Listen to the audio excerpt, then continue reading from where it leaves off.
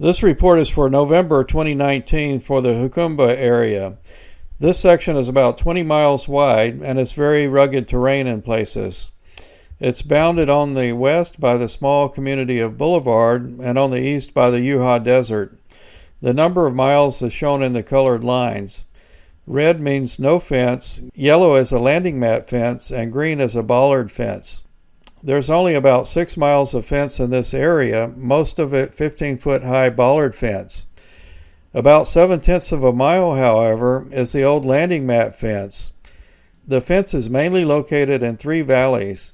Jacumba Hot Springs is in the middle valley, and there's another valley to the east and to the west. Much of the rest of the area is mountainous, and it may not be practical or necessary to build a fence here. Jacumba is about 50 miles east of San Diego, right on the border.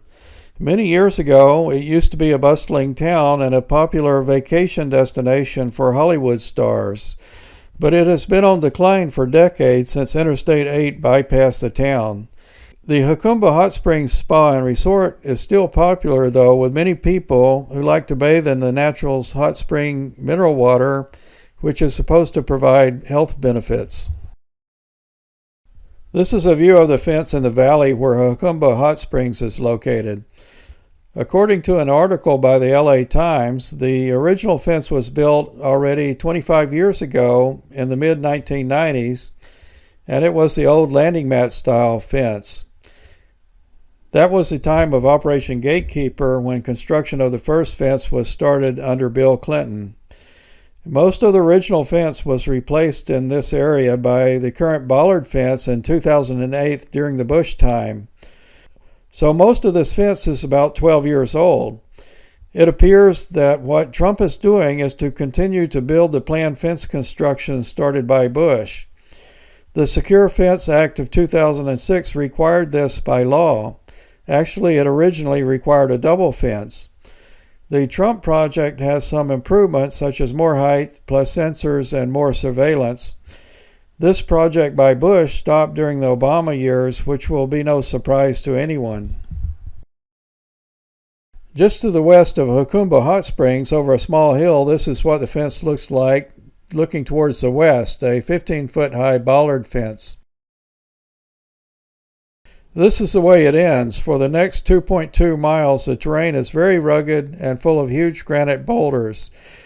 There is a small canyon further on that has about 90 yards of bollard fence, but the rest of the way there is no fence until Boulevard.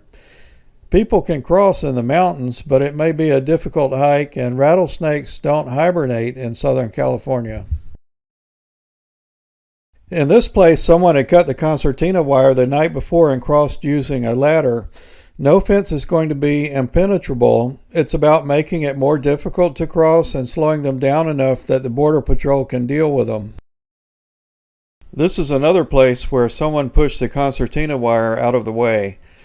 I'm just showing you what I saw, not necessarily criticizing this fence.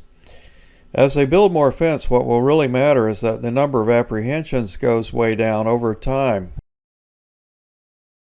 This is a third place where cloth had been used to push the C-wire out of the way. The Border Patrol has seismic sensors that can alert them when someone has crossed the border. I don't know if they have that here, but the issue is stopping them before they run away. That's why a second fence is useful, as was originally required in the Secure Fence Act of 2006. It doesn't have to be as formidable or as expensive to construct as the primary fence. This view is towards the east. This landing mat fence transitions to bollard fence at the bottom of this hill. We'll go to the other side of that ridge in the distance to see the third valley in this area. This is a close-up of the ridge just seen in the distance. The fence ends at the bottom of the ridge and starts up again at the top. There are about 200 yards of fence on the top of this ridge. Now the view is from the other side of that ridge looking towards the west. There's a solar farm here and the fence on the top of the ridge can be seen. This is where the fence ends on the east, where the Jacumba Wilderness starts. People will always be able to walk where heavy equipment can't go unless a path is blasted through these hills. For 11.3 miles all the way to the Utah Desert, there is no fence at all in the Jacumba Wilderness. Here's a view of the valley with the solar farm looking towards the east and the Jacumba Wilderness. Interstate 8 is on the left, a little over a mile from the border.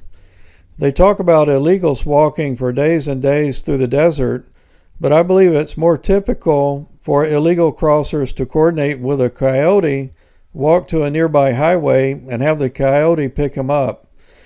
The Jacumba Wilderness has trails across it, and people often hike there. The illegals can hike across, but I'm not sure how big a problem that is. It would be dangerous in hot weather. There is at least one trail where an off-road vehicle can probably drive across. From the top of that ridge, this is a panorama of the entire area. Security at the border can limit, to some extent, the supply of illegal crossers. However, the demand for illegal workers has to be controlled also. These things have to work together. At this time, almost exclusively, only serious criminals and those with existing deportation orders are being detained and deported by ICE. This was a policy implemented by Obama that's still in effect. Obama wanted to make most illegals feel secure, and he did that. Employers are still not being held accountable, and the vast majority of illegals in the interior feel virtually safe from deportation. This just attracts more illegal crossers. The fence is a big help, but as long as the demand is strong and they feel safe in the interior, many will find a way to come, fence or no fence.